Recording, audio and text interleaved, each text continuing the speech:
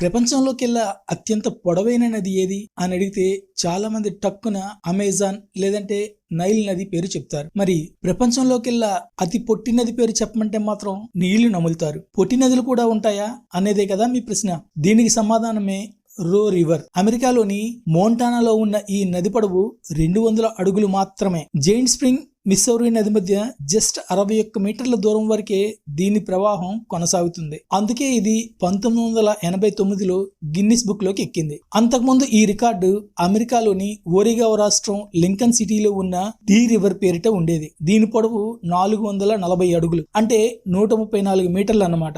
అయితే ఈ రికార్డు తమ నదికే చెందాలంటూ ఇరు ప్రాంతాల వారు పట్టుబడడంతో 2006లో గిన్నిస్ నిర్వాహకులు ఈ పొట్టి నది కేటగిరీని ఎత్తేశారట. కానీ వరల్డ్ అట్లాస్ ప్రకారం రో నది కన్నా చిన్నమైన మరో 2 నదులు కూడా ఉండడం విశేషం. ఇండోనేషియాలోని తాంబోరాసి నదితో పాటు నార్వేలోని కోవా సెల్వా నది పొడవు 65.6 అడుగులే, అంటే అవి కేవలం 20 మీటర్ల దూరం మాత్రమే ప్రవహిస్తాయన్నమాట. కానీ నిజంగా ఒక నది కేవలం 65 అడుగులు మాత్రమే ప్రవహిస్తుందా అనే డౌట్ అందరిలోనే వస్తుంది. అయితే అమెరికా జియోలాజికల్ సర్వే ప్రకారం నది అంటే నిరంతరం ప్రవహిస్తూ ఉండాలి.